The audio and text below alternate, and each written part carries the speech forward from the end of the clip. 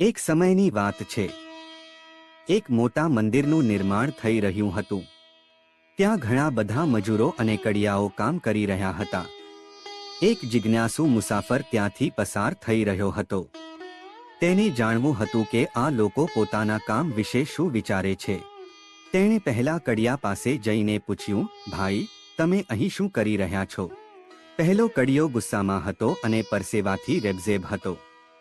તેણે કંટાળા સાથે જવાબ આપ્યો, દેખાતું નથી। હું પથ્થરો તોડી રહ્યો છું અને આ દિવાલ ચણી રહ્યો છું। નસીબ ખરાબ છે એટલે આ કાળી મજૂરી કરવી પડે છે। મુસાફર થોડો આગળ વધ્યો અને બીજા કડિયાને એ જ સવાલ પૂછ્યો, તમે શું કરી રહ્યા છો?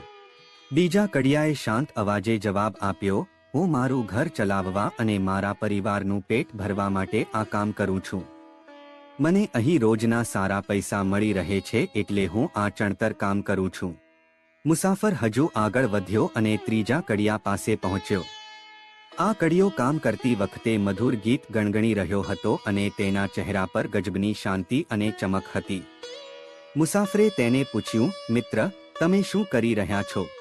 તે કડિયાએ ગર્વ સાથે મંદિરના શિખર તરફ જોયું અને સ્મિત સાથે કહ્યું, હું ઈશ્વરનું એક ભવ્ય મંદિર બનાવી રહ્યો છું જ્યાં હજારો લોકો આવીને શાંતિ અનુભવશે।